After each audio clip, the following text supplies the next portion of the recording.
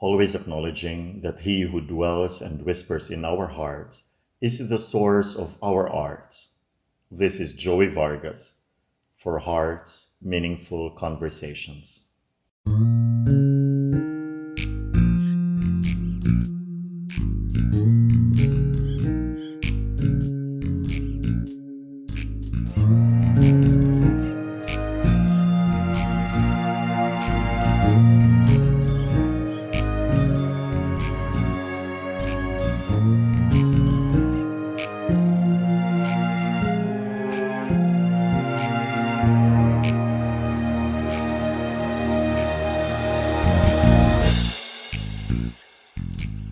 So far, I am considering sharing with you three types of content in this particular project. The first one is that sometimes I would like to share with you a project that I'm working on or a project that I have done, especially projects that I've done with other collaborators, with other fellow artists. And then the second one is my literary readings. I would hope to, I will choose materials for me to read for you. So I hope you learn as much as I learn from these works and from these writers of masterpieces. And the third type is that I hope to invite certain friends or some of my friends, some artists, to share about their work and perhaps about their life. And as I said in the first video, about how they began, how they developed themselves, and how they became an artist. So I hope we all learn from all of these things. For now, I'd like to share with you a work that I did with a fellow artist, someone I truly admire. But as I share with you, allow me to read something that I wrote.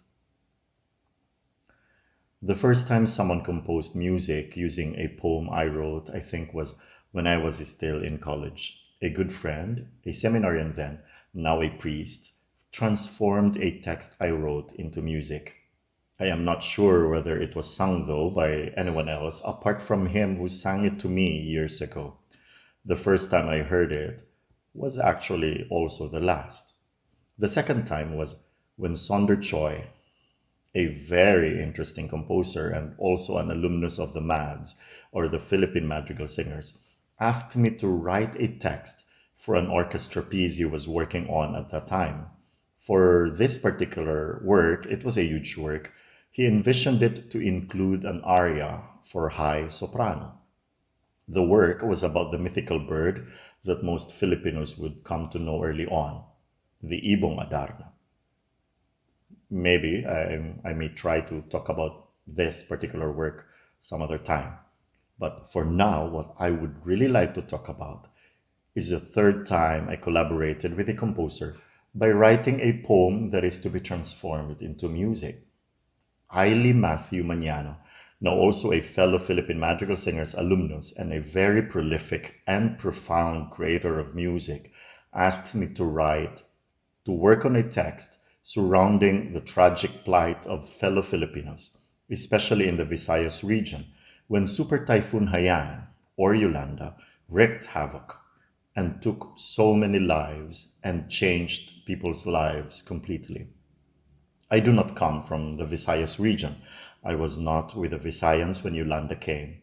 But I come from an island province also more regularly hit by typhoons. This gave me a common ground with them. Just recently, actually, our province was again ravaged by another super typhoon, Rolly, which came just few days after and before other typhoons. Yolanda ravaged the Visayas region in November of 2013. Rolly, though not as deadly as Yolanda, also ravaged the Bicol region in November of 2020. 7 years. Going back to the work, I worked on the text between 2016 and 2017, I think. ILY was commissioned to write the contest piece for the Andrea O Veneracion International Choral Festival in 2017, which was held at the Cultural Center of the Philippines. He wanted to pay tribute to the victims, including the survivors of Yolanda. It was to be a way to mourn for those who perished and grieve with those whose memories will forever be haunted by the experience. Grieving is necessary in order to once again be able to stand, to walk, to run, to keep going. I imagine the work also to be taken as a lamentation, a dirge for those who perished, yes, but also a celebration of the Filipino spirit, unshakable, stronger than the strongest storm. I wrote different early versions of the poem, but the final text reads, Dugo ang kulay ng langit, habang payapa ang paghinga ng mga laot, sa bawat pagsilay ng sinaunang apoy na hindi nauupos. Dambuhala, hilakbot delubyo ang sumaklot. Dumadagundong ng humagunot, umaalimpuyo ang nananalhantang ragasa, dagsa ng daluyong. Dugo ang kulay ng langit, habang payapa ng namamahinga ang mga laot, sa muling pagsilang ng sinaunang apoy na nagpapatuloy.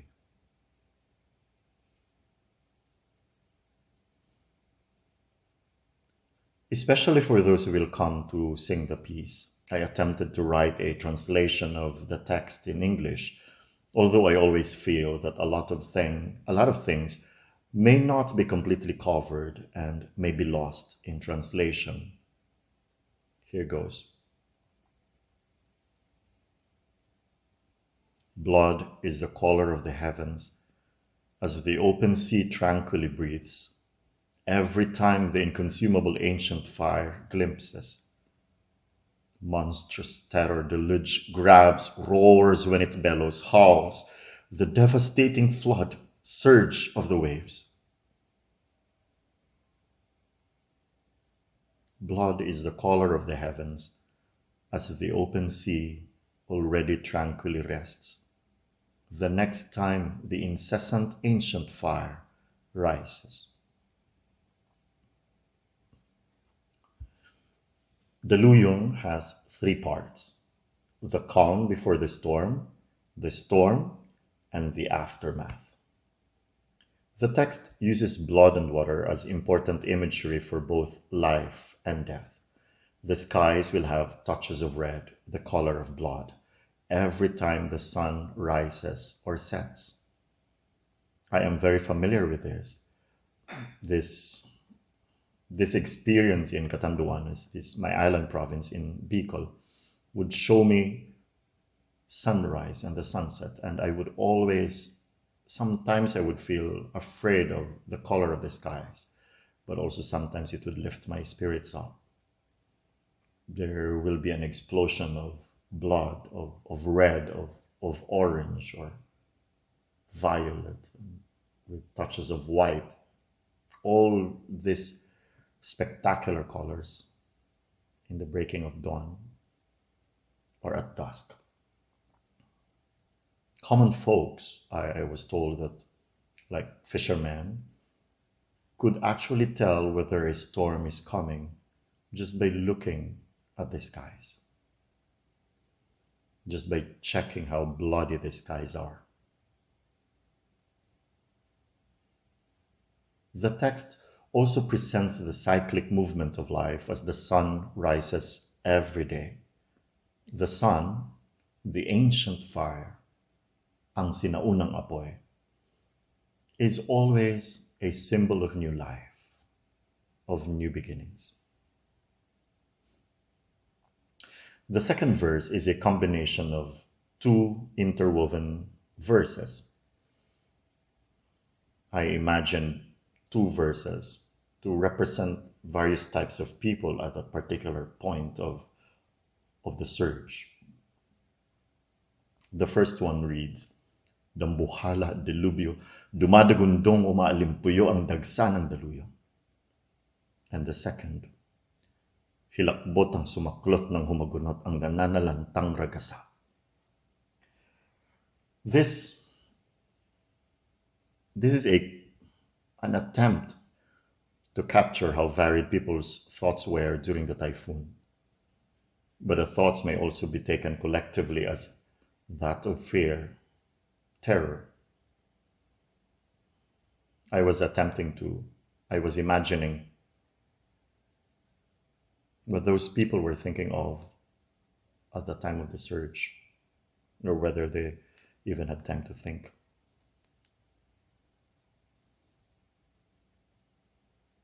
I could try to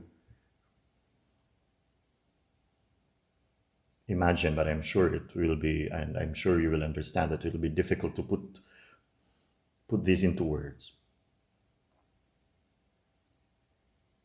But what is certain is that I could imagine how terrified they must be, how terrifying and traumatic it must be.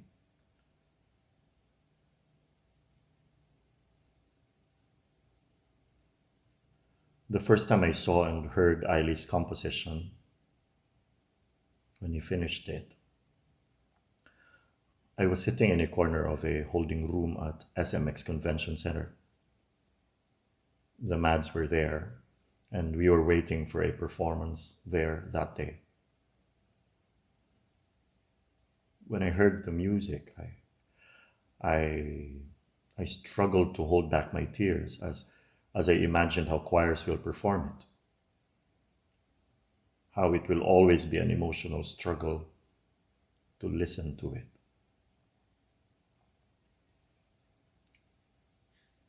Needless to say,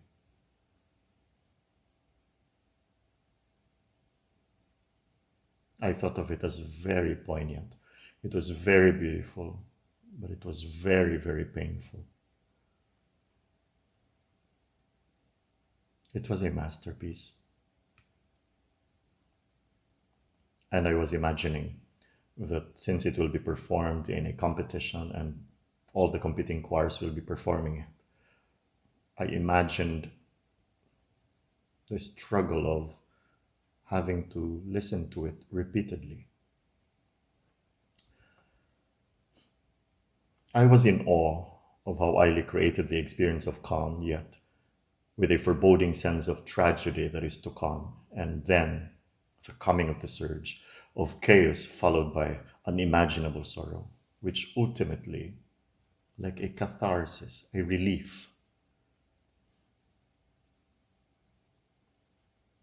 it would lead to and end in a feeling of hope, of moving forward, of continuing with a sense of resignation and acceptance. For me, who wrote the lyrics, I felt so wonderful seeing ILY's brilliance and the respect and value he gave to the text. He obviously worked to capture the meanings, most of which cannot be simply captured even in words. He worked to capture the meanings by officiating a kind of wedding between music and text. It was spectacular to behold. It was spectacular to see.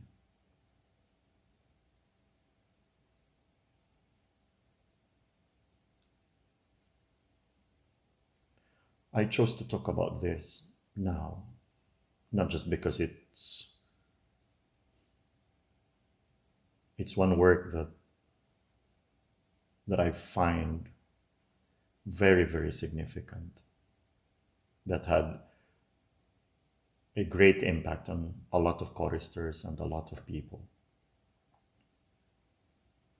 But also because now the world is also experiencing a kind of surge, a different type of tempest.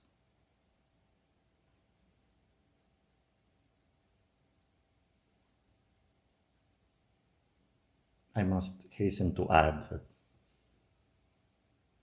there is a danger of losing hope.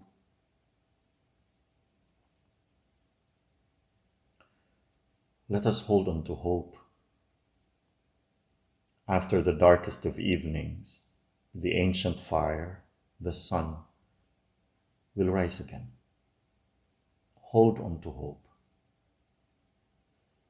Hanggang sa muling pagsilang ng sinaunang apoy na nagpapatuloy.